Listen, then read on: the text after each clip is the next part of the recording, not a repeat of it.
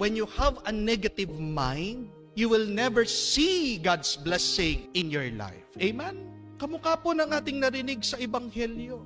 Gumaling na yung 10. Sabi po ng kwento, along the way, habang papunta daw sila do sa templo sa mga pare, lahat sila gumaling na. All of them were healed. Pero isa lang ang nakarealize. Isa lang ang nakapansin. At nung nakita niya na gumaling siya, naglulukso siya sa tuwa. Bumalik siya kay Jesus, siya'y nagpasalamat. At tanong ni Jesus, hindi ba 10 ang gumaling? Bakit isa lang yung bumalik? Nasaan yung shop?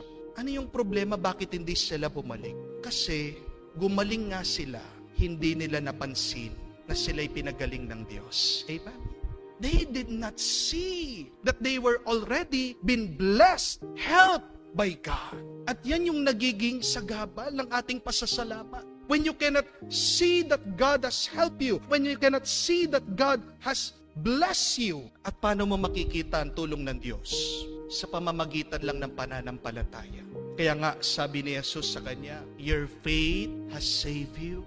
Pag may pananampalataya ka, makikita mo, tinutulungan ka ng Diyos. Pag may pananampalataya ka, magiging maliwanag ang iyong isip at kalooban. Pag may pananampalataya ka, makikita mo na binigyan ka na ng grasya at bendisyon ng Diyos.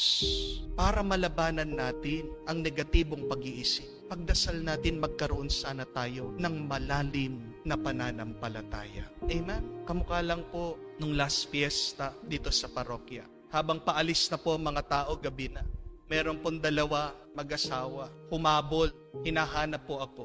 Ang layo pa po ng pinanggalingan nila sa Antipolo. Kahit na gabing-gabi po, pinuntahan ako bakit magpapapray over. Dahil po itong misis, may sakit.